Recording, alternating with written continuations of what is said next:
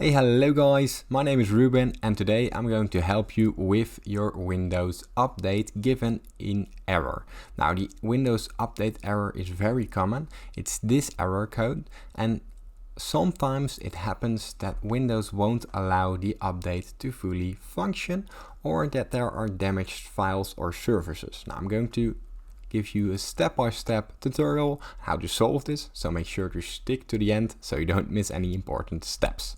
Now the first step that you want to take is head down to the search bar right here and open up the Windows services. Now here we have the setting, the service system services. Now from here we're all the way to the W, because in the W we will find the Windows services, as you can see right here. Now the first thing that we're looking for is the Windows event collector. Now simply right click this, go to properties, and inside properties make sure that the startup type is set to automatic right here. Press apply, press OK. Now from there we're going to the Windows event log. Same for here, go to properties, go to the startup type, make sure it's set to automatic, press apply, press OK, and from there we're looking for the Windows update service. Let's look for it right here. Now from here we right click this, go to properties. Now usually this is set to manually. Simply press the startup type and also change this to automatic. Now from there press apply, press OK, and from there go to Windows Update once again. From there open up the properties. Now make sure to start this.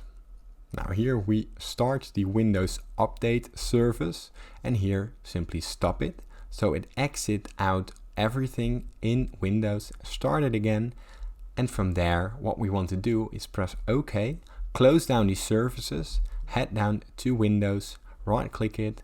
From there simply go down and go to the power button right here, right click it and restart your system.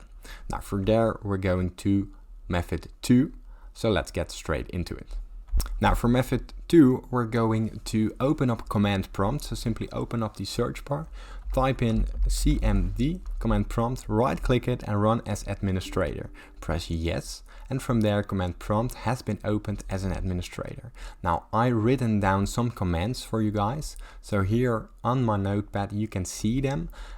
Just follow along and do it in the right path, so simply get this, pause the video if you can, or simply play it back to enter all the codes in order. So from here we're going to activate this one. It failed, as you can see, but it doesn't matter because this one is meant for a laptop user.